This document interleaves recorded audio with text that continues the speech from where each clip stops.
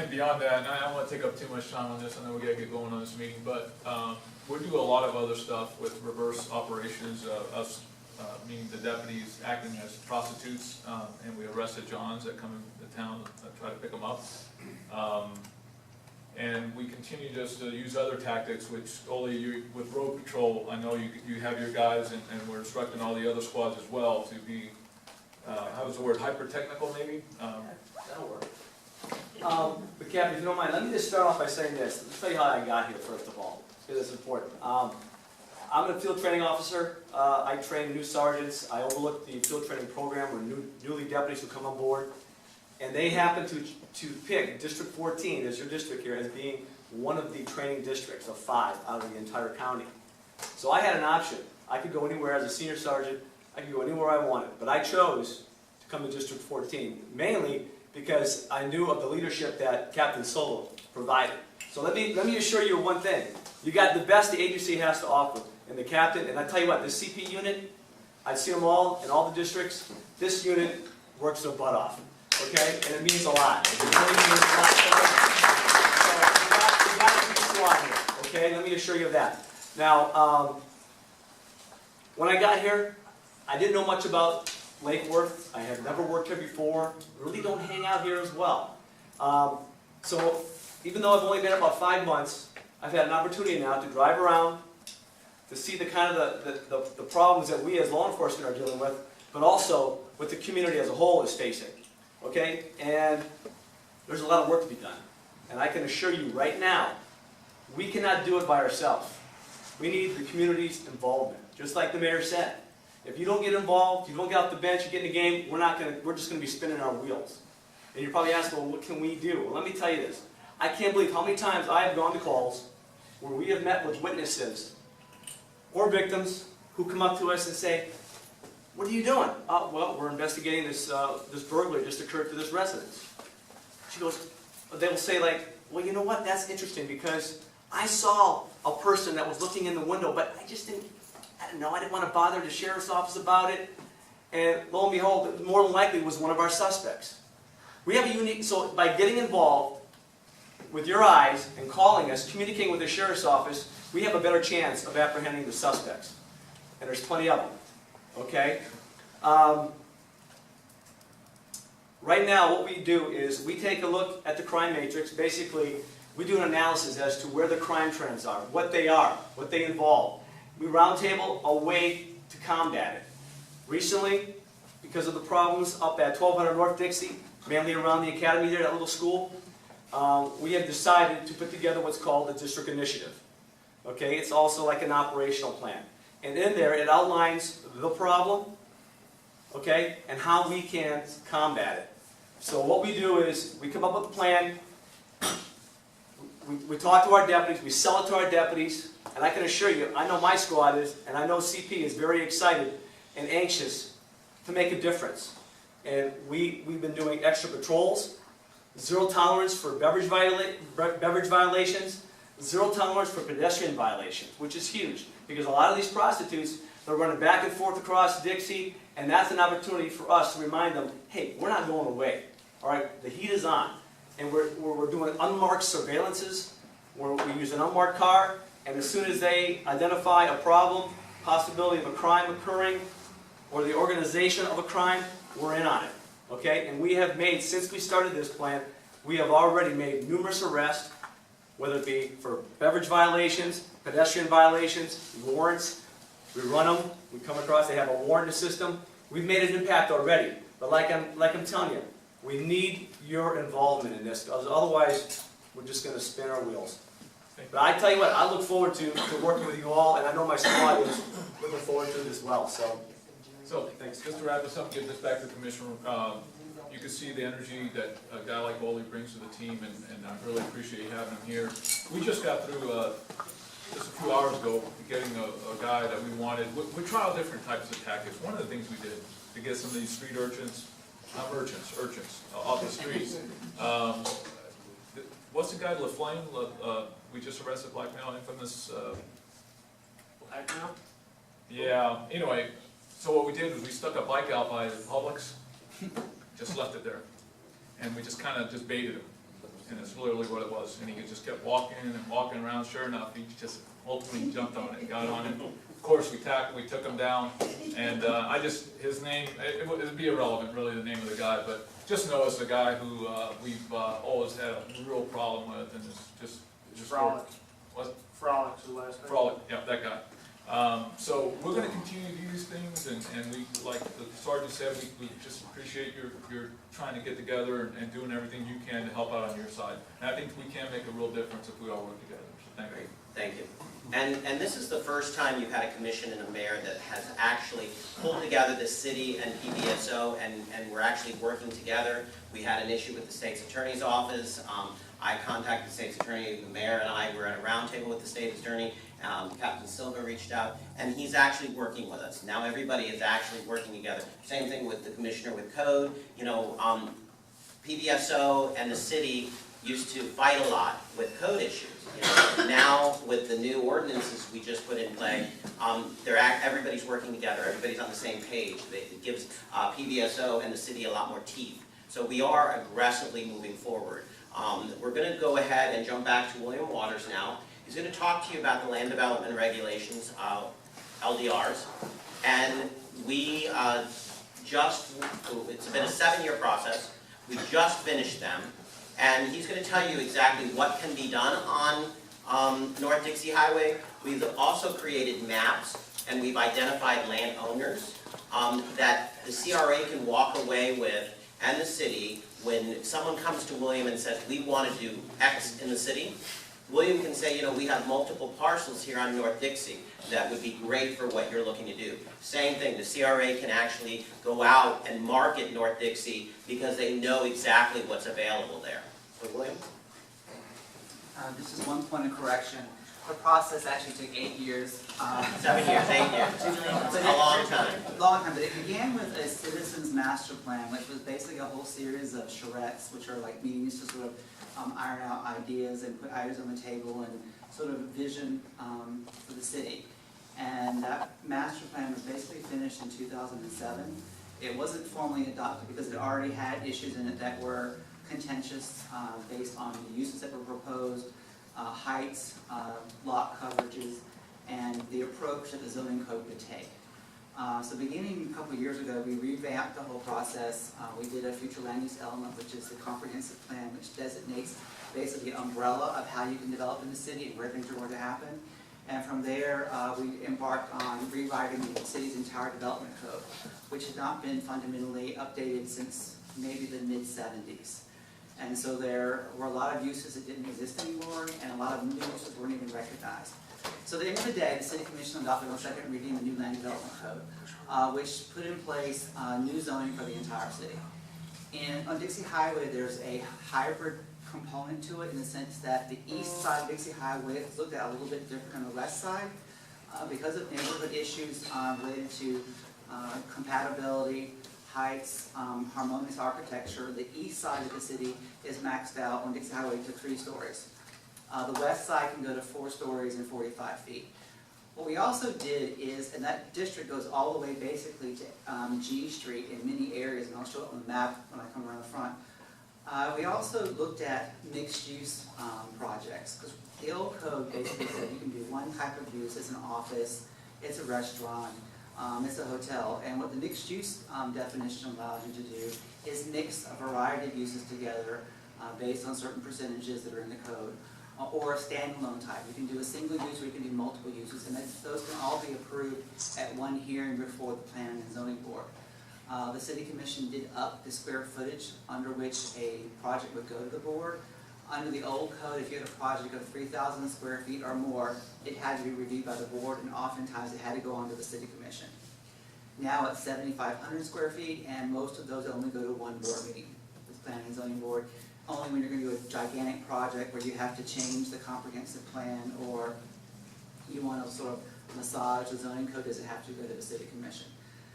We created a process to approve more intensive uses that generate traffic or nuisance type activities, like for a larger enterprise that may have a lot of deliveries. Those can be approved either administratively or through a board, depending on their size and their intensity. I guess the most exciting part, and it sounds kind of ridiculous, but the city never had a permitted use table, which just has a little table that says, well, in this district you can do all these different things. And so that's been incorporated as well. And we've introduced probably 50 new uses that didn't exist on Dixie Highway. We're going to bring forward to the City Commission a few more uses that we hadn't thought of, because there are uses that are evolving all the time. And our code is rather restrictive in the sense that it's what's called a inclusive code or an inclusionary code, where if it's not expressly permitted, you can't do it. So we took the liberty to create use categories, and so if there are uses that are substantially similar to that definition of use, they can be allowed. So it gives us a lot more latitude working with you to be quite a bit more creative. We took a lot of the prejudicial elements out of the code.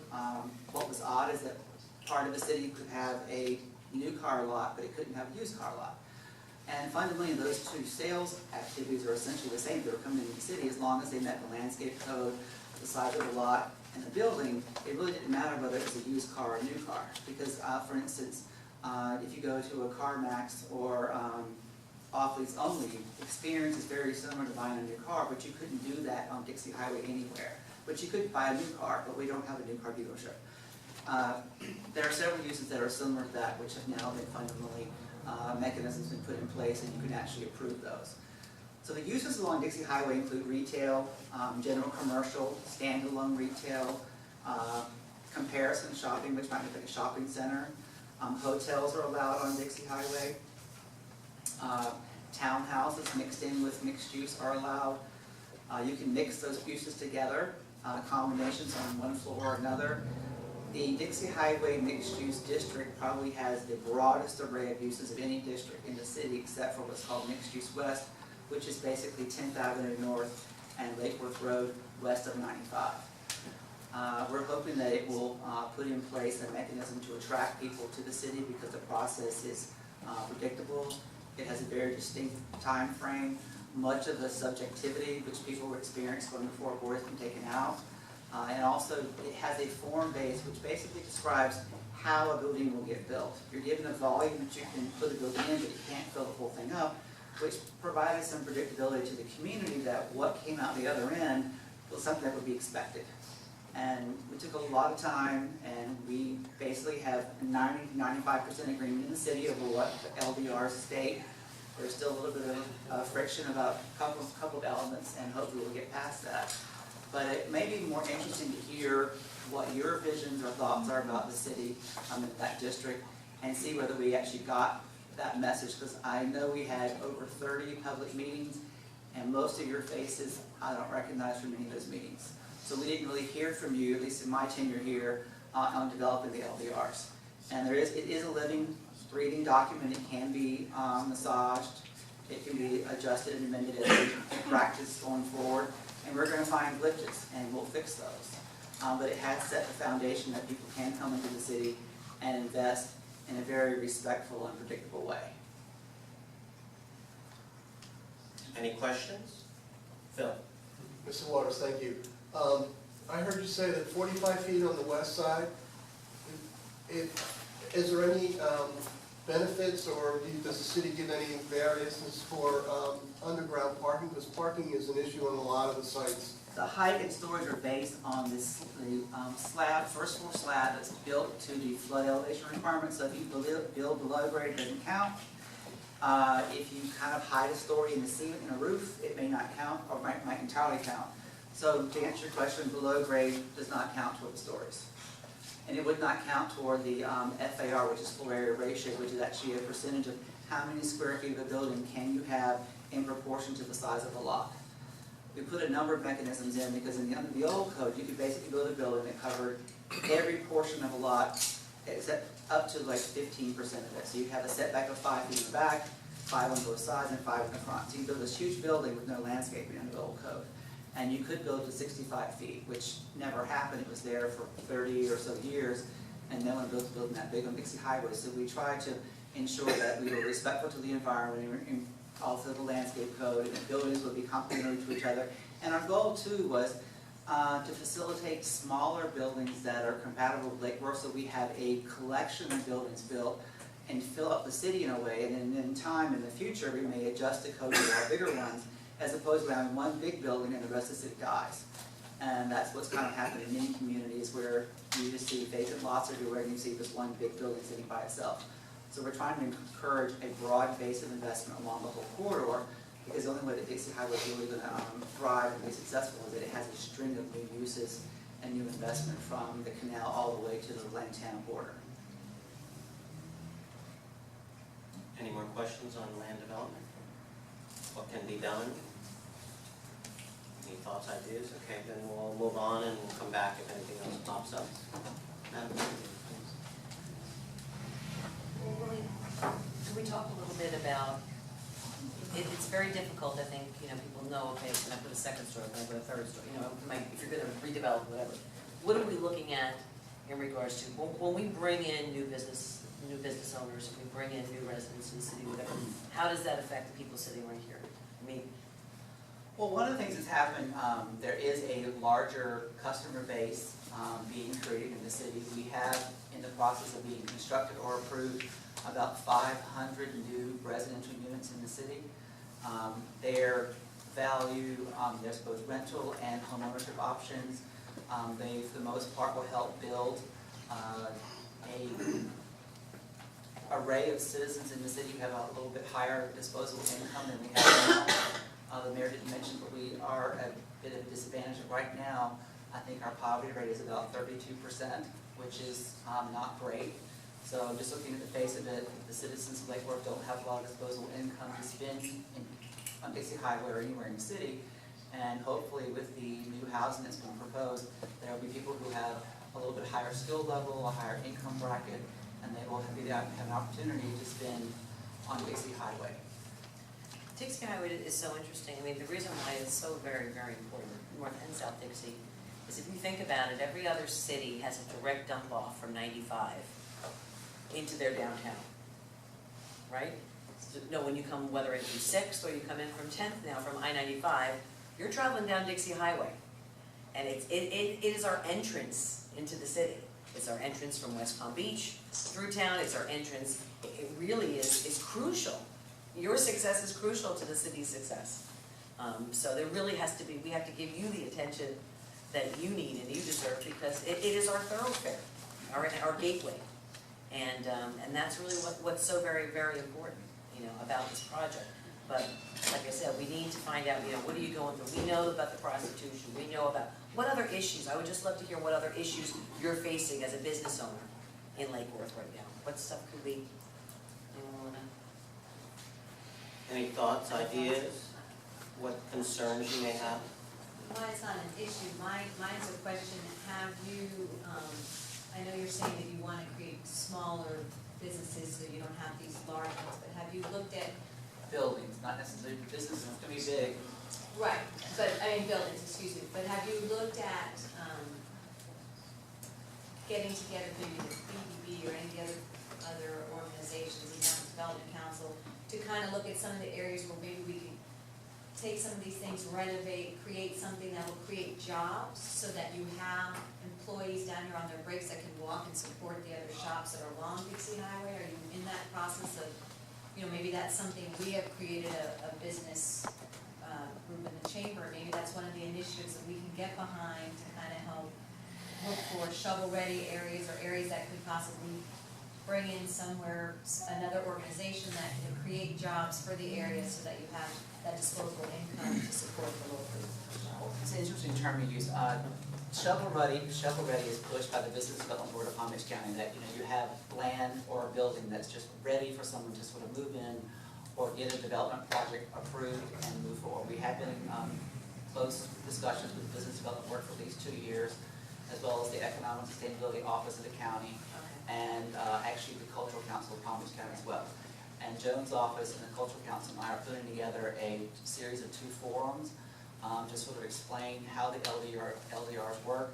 One suggestion from you coming up is send me sites that you think could make a big impact in Lake Worth, and we're going to do some development scenarios of what can happen there. Our goal is to create nodes along the city, 10th Avenue, Dixie Highway, of course, 6th Avenue, some other ones to try to get a collective economy of scale, and it will spread down the street. And those forums, one will be targeted toward land entitlement people like architects, urban designers, land planners, land attorneys, to explain how the process works, because there's a perception that Lake Worth is not open for business, or it hasn't been ready for business, and the LDRs are now there. So we will explain how the process works. I have some connections in various areas in South Florida, and people are amazed at how fast you can get projects approved in Lake Worth. We've also done a development cost scenario, and we're the least expensive place in the entire county to build a project, including building permit fees, even though we have the 3% value of construction costs as our building permit fee. When you encompass all the building charges, Lake Worth is by far the least expensive place to build a building. The other forum will be one that will be at the Cultural Council. It'll be a little bit more formal, where we're going to invite people who have money, who may not know where to park it. The Cultural Council has an amazing list of donors and interested people, as well as the Business Development Board. We're going to invite them because there have been a couple of tours because of the Cultural Council being here, and those individuals were very surprised that, oh, Lake Worth is kind of this diamond in the rough, a gem that hasn't been really seen yet.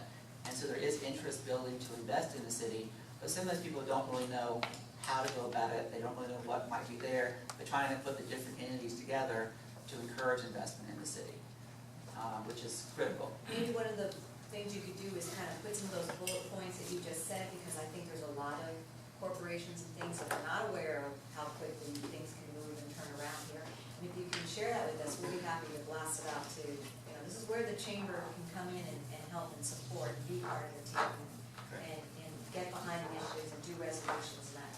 There'll be a collection of collateral materials that go along explaining the process. The LDRs will come out of this RFP process. We can give those to you. There'll be a component that will be placed on the website of the city, which will have links to the CRA's website, the Business Development Board's website, economic sustainability, so that you can see there's a new day in Lake Worth. Give us a look. The staff and the commission are ready to see you invest in the city and make the process as painless as possible. But in actuality, though, we haven't been open for business, guys. No, and that's You know, the perception. we haven't been open for business at all. We've done everything possible to, I know, I speak from my own experiences. We have not been open for business. And when you talk about economic development, or you talk about somebody building something, whatever, we fought every stinking building that ever tried to get built in Lake Worth. And it's just, we can't continue on. The core of the city will not support your business. It will not support the downtown. It will not, it can't. We need to bring in new people to the city on a regular basis. That's for our survival, all of our survival. And we can't, but you can't look at it like, just because we're talking about development, we're talking about the land development regulations, it's not that somebody's gonna come in with and tear down everything and put up these big buildings. And it's not that. We've actually done a beautiful job. You get to know the land development regulations that William, our staff, has worked so hard on. It's about compatibility. When we talked about why one side of the street of Dixie and another side of the street, because you don't want to have a towering building looking over a residential, there's step downs, there's things that happen on the setbacks on buildings that'll make it more attractive. So you can't build big boxes on the edge of every piece of property if it's a tower or one. I mean, a lot of thought and professional expertise went into this to make it good for everybody, for the residents, for the businesses, so that it's not, it's not intrusive in any way, shape, or form, but we can still recognize the economic potential of the properties that we have. We have a lot of small lots, a lot of old buildings. We've got it's an interesting mix, but nobody wants it to be. We all came and moved here because of what it is and the bones of the city. We don't want that part to change, but we do have to set the standard for allowing new growth to happen, but in a really smart, cool, nice-looking, attractive way. And we can't fight everybody that wants to do something good in our city. We have to embrace each other and the businesses that come here. And there's room for everybody, because we're doing it in a smart way. And everybody's talking about kind of long-term things that we're doing to, but right now, this very minute, I'm in business and I have to make a living. We got our landlord to paint our building last year because it was in desperate need. The building right next to me that literally butts, people think they're connected, that's how close. It has cracked windows, it hasn't been painted, I bet you, since it was built. The back is what I would like to see is things that us as merchants can do immediately, like We just touched up the front to paint on our building, put out lights for the front, put out some flowers, things that we can do immediately right now to help us with it. Working with the long-term use and bring, but if we look like a third world country when people come off at 10th and 6th, it's not gonna do any good. And those are the things that we need to know. We We're not, need- I know we're talking about, you know, the future I know, and but things I like that. think, for me personally, I was interested in this, to do something that we can do right now as merchants to help each other. You need help pressure washing your building to get ready to paint, I can help you do that as a merchant on an, you know, Sunday And we need a few afternoon or people something. who are interested, who are gonna continue and stay I like interested the and long-term stay thing, involved. because I'm here Give to us be a here, I list. live here too, I just don't have a business here.